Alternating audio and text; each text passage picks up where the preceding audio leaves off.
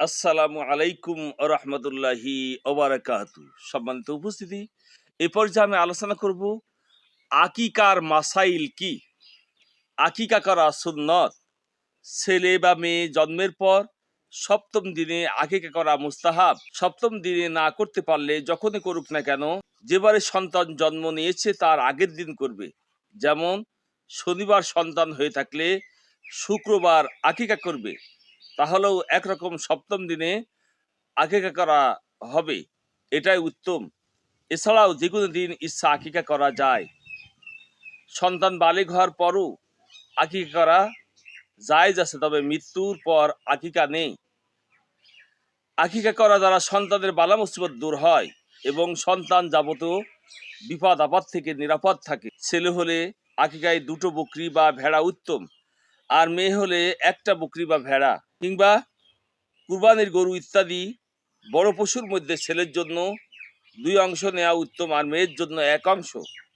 ছেলের পক্ষ থেকে একটা বকরি বা কুরবানির 1 অংশ দ্বারা আকিকা করলেও চলবে, আর আকিকা না করলেও কোনো দোষ নেই। তবে আকিকা করা সুন্নত। যে জন্তু দ্বারা কুরবানি জায়েজ তা দ্বারাই আকিকা করা সুন্নত। সন্তানের মাথা মুন্ডানোর জন্য মাথায় খুর বা ব্লেড রাখার সাথে সাথে আকিকার পশু জবাই করতে হবে, এরূপ ধারণা ভুল এবং এটা বেহুদা রসম রেওয়াজ। আকিকার প্রাণী জবাই করার সময় এই দোয়া পড়বে, আল্লাহুম্মা হাজি আকিকাতু ফুলান ইবনে ফুলান ফাতাকাব্বালহু, অর্থাৎ অমকের পুত্র অমকের আকিকা। অর্থাৎ হে আল্লাহ, এই আকিকা অমকের সন্তান অমকের, তুমি তা কবুল করো।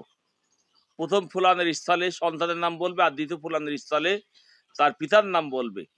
আর পিতা নিজে জবাই করলে বলবে, এটা আমার অমুক সন্তানের আকিকা। আকিকার গোশত মাতা পিতা দাদা দাদি নানা নানি সহ সকলেই খেতে পারে।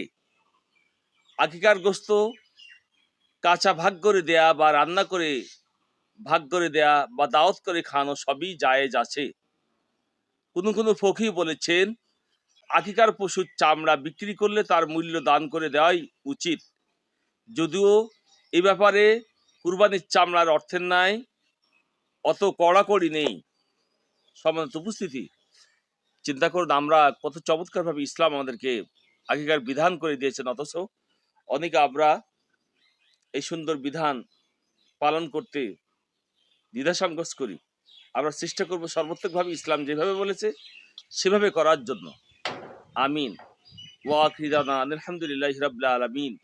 আসসালামু আলাইকুম ওয়া রাহমাতুল্লাহি ওয়া বারাকাতুহু।